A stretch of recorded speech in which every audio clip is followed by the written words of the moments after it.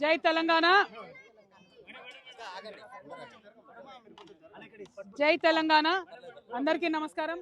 ఇవాళ రాష్ట్రంలో 26 ఫిబ్రవరి నుండి బడ్జెట్ ప్రవేశపెట్టబోతా ఉన్నారు కాబట్టి ఈ బడ్జెట్లో ఆడబిడ్డల కోసం ఏదైతే హామీలు ఇచ్చారో మహిళలకు ప్రతి నెల 2500 ఇచ్చే హామీ కావచ్చు, ఆడపిల్లలకు స్కూటీలు ఇచ్చేటటువంటి హామీ కావచ్చు, అదేవిధంగా షాదీ ముబారక్లో తులం బంగారం ఇచ్చేటటువంటి హామీ కావచ్చు, అదేవిధంగా 2000 ఉన్నటువంటి పెన్షన్ 4000 చేసే హామీ కావచ్చు, ఇంటికి ఇద్దరికి పెన్షన్లు ఇస్తామని చెప్పి కేవలం మగవాళ్ళకి ఇచ్చి కొన్ని చోట్ల ఆడవాళ్ళకి ఇవ్వకపోవడం, ఇంకా కొన్ని చోట్ల ఆడవాళ్ళకి ఇచ్చి మగవాళ్ళకి ఇవ్వకపోవడం, ఈ అన్ని హామీలకు సంబంధించి ఈ బడ్జెట్లో మీరు పద్దు ప్రవేశపెడితేనే వచ్చే సంవత్సరంలో అన్నా మీరు చేసే అవకాశం ఉంటుంది।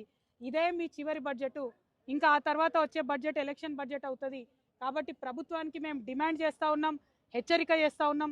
ఆడబిడ్డలకు మాట ఇచ్చి తప్పకండి। ఆడబిడ్డలకు ఇచ్చినటువంటి మాట ప్రకారం 2500 ప్రతి నెల ఇచ్చేటటువంటి పద్దును బడ్జెట్లో ప్రవేశపెట్టండి।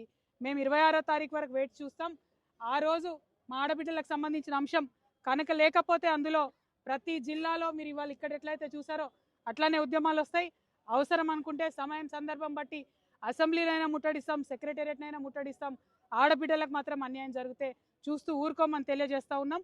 మీరు ఎన్నికల మీద ఎన్నికలు చేసుకుంటున్నారు తప్పితే ఆడబిడ్డలకు ఇచ్చిన హామీల విషయం మాట్లాడతలేరు।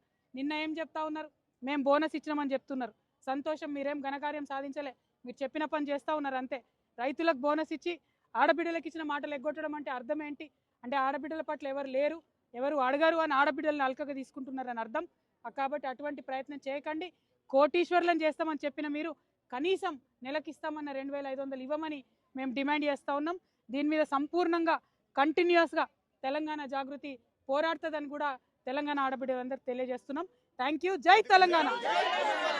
ఎన్నికలకు సంబంధించి నిన్న రఘునందన్ రావు గూడెం మైపాలెడ్డి ఒకే కారులో పోయి ఓటేసిరు, దాని గురించి మీరు గతంలో చెప్పారు, ఇది మొదటి అడుగు అన్నారు, వాళ్ళిద్దరు కలయికకు మీరు ఒక్క దగ్గర కాదు బ్రదర్, చాలా చోట్ల కరీంనగర్లో బీఆర్ఎస్ పార్టీ హాజరవ్వలేదు, నారాయణపేటలో హాజరవ్వలేదు, అనేక చోట్ల ఈ రాష్ట్రంలో బీజేపీకి అంతర్గతంగా సహకరించి బీజేపీకి అంతో ఇంతో ఒకటో రెండో చైర్మన్లు వచ్చినాయంటే ఇలా బీఆర్ఎస్ దయతో వచ్చినాయి తప్పితే డైరెక్ట్గా రాలే।